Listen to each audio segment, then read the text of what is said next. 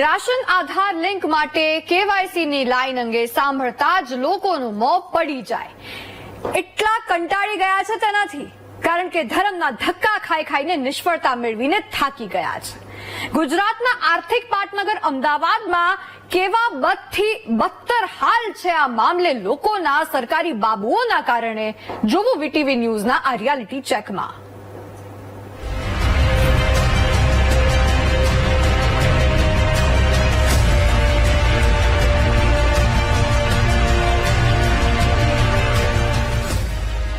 અમદાવાદ શહેરમાં છેલ્લા 1 મહિનાથી રાશન કાર્ડનું અપગ્રેડેશન કાર્ય ચાલુ છે, જેમાં લોકો પોતાના ધંધા રોજગાર છોડીને કેવાયસી અપડેટ કરાવવા સરકારી કચેરીએ ધક્કા ખાઈ રહ્યા છે. વહેલી સવારથી લાઈનોમાં લાગે છે, પરંતુ કામ થતું નથી. રાશન મેળવવા રાશન કાર્ડ અને આધાર કાર્ડને લિંક કરાવવું જરૂરી છે, કેવાયસી જરૂરી છે અને દસ્તાવેજોમાં કોઈ ભૂલ હોય તો એ સુધારીને આ બધું થઈ શકે. પરંતુ વીટીવી ન્યૂઝના રિયાલિટી ચેકમાં એ સામે આવ્યું છે કે લોકો તો બધું કામ બાજુએ મૂકીને આવે છે કેવાયસી અપડેટ કરાવવા માટે, પણ સરકારી બાબુઓની એક ભૂલ અને લોકોને વારંવાર સરકારી કચેરીએ ધક્કા ખાવાનો વારો આવે છે. અમારા સંવાદદાતાની એક બહેન સાથે વાત થઈ, જેમણે એમ કહ્યું કે પહેલા કેવાયસી થઈ ગયું છતાં રાશન લેવા ગયા તો ના પાડી દીધી, એટલે ફરી કચેરીએ આવ્યા તો અમારી સાથે સરકારી બાબુએ ગેરવર્તણૂક કરી. સાંભળો. આયા તો સવારના આવેલા તો પાછા જઈને પાછા આયા તો ના થયું. હા, તો એ અંદર ત્યાં ના આવ્યું રેશન કાર્ડ ની દુકાનમાં કે નથી આવ્યું તમારું.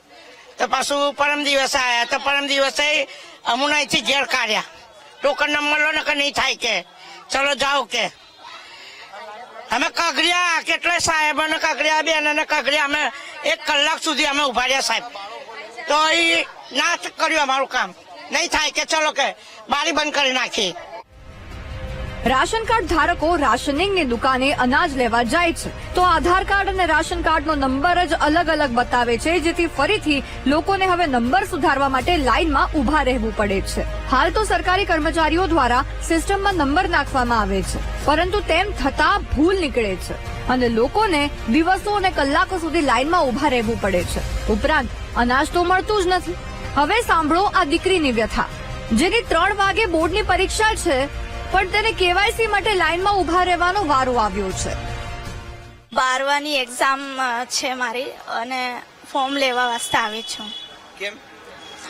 અને મારી મમ્મીનું ફોર્મ ભરવા વાસ્તે. હવે આ બંધ બારી અને તેની પાસે ઉભેલા લોકોને જુઓ. તેઓ રાહ જોઈ રહ્યા છે આ બારી ખુલવાની, કારણ કે જો આ બારી ખુલશે તો જ તેમનું કામ થશે, તો જ તેમને ફોર્મ મળશે. પરંતુ તેઓએ વહેલા આવીને લાઈન લગાવી છે તેવું પણ નથી. મામલો શું છે સાંભળો. કેવાયસી કમ્પ્લીટ છે, મારે અનાજ પાછું ચાલુ કરવાનું છે, તેના માટે મને કહ્યું કે બારી પર જાઓ. હજી સુધી બારી ખુલી નથી. ખાલી ફક્ત ફોર્મ માટે મને હજુ વેઇટિંગ કરવું પડે છે. કેટલા દિવસથી ધક્કા ખાવ છો? મારે 2 દિવસથી ધક્કા ખાઉં છું અહીંયા. અને હું લાઈન જોઈને પાછો ભાગી જાઉં, કેમ કે મારે નોકરી જવાનું હોય છે. ટાઈમ શું છે? ટાઈમ એનો 10 વાગ્યાનો છે, લગભગ 9 થી 10 ઓપન થઈ જાય છે બારી. પણ હજી સુધી 12 વાગ્યાનું કહે છે બારી બીજા માણસો, પણ હજુ ઓપન થઈ નથી બારી. હું રેશન કાર્ડ સુધારવા માટે આવ્યો છું. 1 વીક પહેલા સુધારો કરવા માટે આપ્યું હતું. હજુ સુધી નામમાં ફરીથી રોંગ આવ્યું છે એડ્રેસમાં. મારે ફરીથી સુધારવા માટે કે તમે ઉભા રહો. હજુ ઉભો જ છું, હું 9 વાગ્યાનો આવીને ઉભો જ છું. હજુ એવી એવી હાલત છે કે કમસે કમ 15 દિવસથી હું ધક્કા ખાઈ રહ્યો છું આ રીતે. તો 1 વીકનો ટાઈમ આપે છે. બારીનો ટાઈમ સવારનો 9 વાગ્યાનો ટાઈમ છે, 12 વાગ્યાનું કહે છે, 12:30 બી આવે છે ને 1 વાગે પણ આવે છે. આ ત્રીજી વખત છે મારો, આ ચોથો ધક્કો છે. ત્રીજી વખતનું રેશન કાર્ડનું મારે ફરીથી સુધારો કરવા માટે લાઈનમાં ઉભું રહેવું પડે છે. લોકોની વ્યથાને વાચા આપવા વીટીવી ન્યૂઝની ટીમ પહોંચી ગઈ છે તેવું જાણવા મળતા જ સરકારી બાબુઓ બરાબરના દોડતા થયા અને સાંભળો પોતાનો લૂલો બચાવ કેવી રીતે કરી રહ્યા છે. નહીં, આ બારી અમે ખુલ્લી જ રાખીએ છીએ, પણ આ હેડ ઓફિસ ગયા હતા એટલે લેટ ખુલી છે. બીજા કોઈ સ્ટાફ સ્ટાફ અહીંયા આપણે ઉભો રાખ્યો હતો, પણ આ એના કારણે ભીડ થઈ ગઈ. બાકી બંને સ્ટાફ આપણે અહીંયા કેવાયસી ચાલુ જ છે. નહીં, આ લોકો ફોર્મ લેવા માટે ઉભા હતા. હા, ફોર્મ તો અપાઈ દઈએ છીએ, આગળથી ફોર્મ આપે છે ને એમણે. ભાઈ એમને કોને ના પાડ્યું? લાવ આવી જાવ મારી, કોને ના પાડી? એવું છે, કઈ વાંધો નહીં, હું અપાવડાવી દઉં છું ફોર્મ. કેમ કે અહીંયા કેવાયસી ની ભીડ એટલી બધી હોય છે ને, એટલે આમથી આમ થવાનું. હું ખોલાઈને ફોર્મ ને બધું અપાઈ દઉં છું. જી. માત્ર અમદાવાદની જ વાત નથી, ગુજરાતનું કોઈ અન્ય મહાનગર હોય કે નાનું શહેર, બધે જ આવા હાલ છે. લોકો હેરાન છે સરકારી બાબુઓના પાપે, તેમની ભૂલોના કારણે, અને કોઈ જ એક્શન આ અંગે નથી લેવામાં આવી રહી.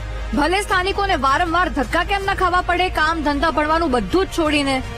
તંત્રનો બસ એક જ મંત્ર છે કે હમ નહીં સુધરેંગે. કેમેરામેન આશિષ ડોડિયા સાથે પાર્થ જાની, વીટીવી ન્યૂઝ, અમદાવાદ. સરકારી બાબુઓની પરિભાષા શું? સરકારી પગાર, મિત્રોના કામ કરીને મલાઈ અને કામમાં દાટ વાળીને જનતાને કરવી હેરાન, એવું થઈ ગયું છે. લાગે તો એવું જ છે, કારણ કે ગુજરાતનું કોઈ પણ શહેર હોય, રાશન કાર્ડ, આધાર કાર્ડ લિંક કરવા, કેવાયસી અપડેટ કરાવવા લાઈનમાં ઉભેલા લોકોને વારંવાર સરકારી કચેરી ખાતે ધક્કા ખાવાનો વારો આવી રહ્યો છે. એવું નથી કે એમનું કામ નથી થઈ રહ્યું. વહેલી સવારે લાઈનમાં ઉભા રહી જાય, 3-4 દિવસ આવું રોજ થાય તો એકવાર વારો આવી જાય. પણ સરકારી બાબુના ભરોસે ફોર્મ ભરીને આપી દે, અને ફોર્મમાં સરકારી બાબુ જે ભૂલો કરી નાખે સાહેબ, ખોટો નંબર લખી નાખે, ખોટો સ્પેલિંગ લખી નાખે. એટલે રાશન લેવા જાય દુકાનમાં તો ત્યાં તો કહે ભાઈ તમારું નથી થયું કેવાયસી, જાઓ પાછા સરકારી બાબુઓની શરણે. સરકારે રાશન કૌભાંડ અટકાવવા આ નિયમ બનાવ્યો, પણ લોકો સરકારી બાબુઓની આળસ, સરકારી બાબુઓની બેદરકારીના કારણે હેરાન થાય છે. મહિનાઓથી આ કારણે તેમને રાશન નથી મળતું. શું એ ગરીબ પરિવાર આવું ડિઝર્વ કરે છે? એક આશા રાખીને બેઠો હોય કે જ્યાં થોડી ઘણી તેમની બચત થઈ જાય સરકારી યોજનાઓની મદદથી, તો થઈ શકે, કરી શકે બચત. કેટલાક પરિવારો તો રોજનું રોજ કમાઈને ખાવા વાળા હોય. શું થાય તેમનું મહિનાઓ સુધી રાશન કાર્ડનો ઉપયોગ કરીને રાશન ન લઈ શકે તો?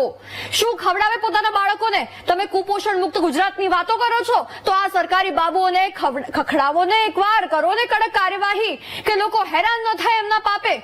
શું વાક આ લોકોનો? વીટીવી ન્યૂઝના રિયાલિટી ચેકમાં અમદાવાદના ઘોડા કેમ્પ ખાતે લોકોની લાંબી લાઈન જોવા મળી. અરે એક દીકરીની બપોરે બોર્ડની પરીક્ષા હતી અને બિચારી લાઈનમાં ઊભી હતી. કોઈ વિકલ્પ ન હતો એની પાસે. ખાવું તો પડે ને, ખવડાવવું તો પડે પરિવારને. ભલે એક્ઝામમાં આપવા મોડી પહોંચે કે આપી જ ન શકે. એક બહેનનું કેવાયસી થઈ ગયું પણ ભૂલ થઈ નંબરની, તો બિચારા ફરી ધક્કા ખાવા મજબૂર બન્યા. વારંવાર એમની સાથે એ સરકારી બાબુએ ગેરવર્તણૂક કરી. એક ભાઈ નોકરી બાજુએ મૂકીને રોજ લાઈનમાં લાગે છે અને બારી બંધ. ક્યારે બહેરા અધિકારીઓના કાન સુધી જનતાનો અવાજ પહોંચશે? નિષ્ક્રિય કર્મચારીઓ સામે ક્યારે તંત્ર પગલા લેશે? સરકારી કર્મચારીઓને શું પ્રજાનું દુઃખ દેખાતું જ નથી?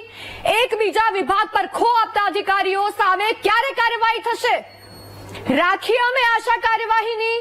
9-10 વાગે ખુલનારી સરકારી બાબુની કચેરીની બારી 12 વાગ્યા સુધી ખુલે નહીં, અને ઝોનલ ઓફિસર મીડિયાના ડરથી દોડતું આવે ને એમ કહે કે આ તો આજે જ આવું થયું, રોજ નથી થતું, આવીએ રોજ અમે જોવા માટે થઈ જશે ખુલાસો. આમ તો અહેવાલ બતાવ્યો છે એટલે થોડા દિવસ તો સારી કામગીરી કરશે જ ને. ક્યાં જવાના? ક્યારે આ સરકારી તંત્ર સુધરશે અને લોકોને હેરાન કરતા અટકાવશે? સવાલ થાય.